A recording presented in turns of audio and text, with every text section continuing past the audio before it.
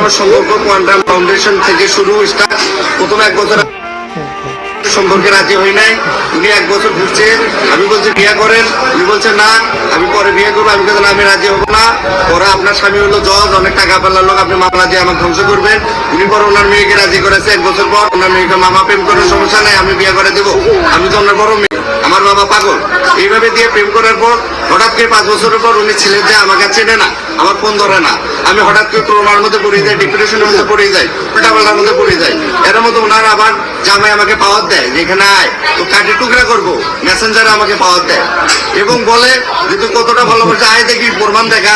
আর আমি যেহেতু তাসমিনার লুসিকে আমার জীবনের চাইতে বেশি ভালোবাসি, এই জন্য আমার সাহস দেখাতে আমি গেছি।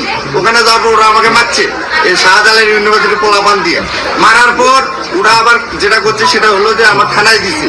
থানায় আমি সারা রাত 24 ঘন্টা থাকার পর জেলে থাক টোটাল। আমি ওখান থেকে জামিনে আসি এখানে আসার পর যেটা হয়েছে যে প্রথমে আমি ওনাকে দেই, সম্পর্ক ভালোই, ওনাকে বলি যে চলেন একটু টিপা দিয়ে দেয়, যেহেতু আপনি আমাকে ফোন ধরেন না, যে আমার তো আমার দম বন্ধ হয়ে যায়।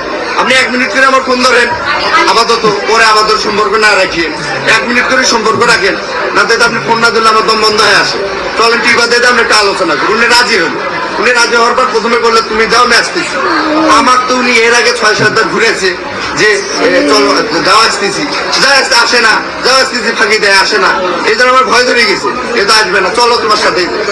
এর মধ্যে উনি যে আবার পাশের রুমে গেছে, যা আবার পুলিশে খবর দিছে, দরজা দিয়ে পুলিশে খবর দিছে, আমাকে আবার পুলিশে দিবে, আমাকে আবার শাস্তি দিবে। হ্যাঁ, আমার ভয় দেখাচ্ছে। যখন দরজা দিছে তখন আমার এর আগের বার আমার বাবা মান সম্মান চলে গেছে। আমার বাবাও একটা প্যানেল চেয়ারম্যান, ফুলচুর উপজেলা বিএনপির সাংগঠনিক সম্পাদক নির্বাচিত, তো তারও তো একটা সম্মান আছে। এটাকে কেন্দ্র করে আবার পুলিশে দিবে, আমি রাগতে মরছি, এবার কাছে মরলে মরবো। বারে বারে বাবার মান সম্মান ইজ্জত মাথা নষ্ট করবো না, নিচু করবো না। আমি ওই রাগতে বাবার সম্মানের কথা চিন্তা করে দরজা ভাঙছি। ওনার হাতে একটা মারছি, আমি আমার কলকাতা থাকবে সবসময় থাকে একটা হাতে একটা মারছি। মারার পর ওনার ছেলে আসছে, ওনার মারার পর একটা কি দুটা মারার পর ওনার ছেলে আসছে, ওটা চাকুটা নিচে দুইজনে আমাকে আবার মারা শুরু করেছে এই 2 হাতে।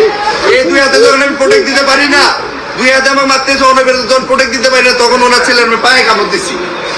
এরপরে ঘটনা আমি আর বলতে পারি না, এরপরে ঘটনা কি হয়েছে এতটুকু আমার মনে আছে। এটাকে ওনারা তো পাওয়ারফুল, ওনার হাজবেন্ড জজ, উনি ডাকলে তো হাজার হাজার প্রশাসন আসে। আমি তো মধ্যবিত্ত, আমি তো অসহায়, আমার তো কেউ নাই। আমার কথা হলো এটা ন্যায় বিচার চাই।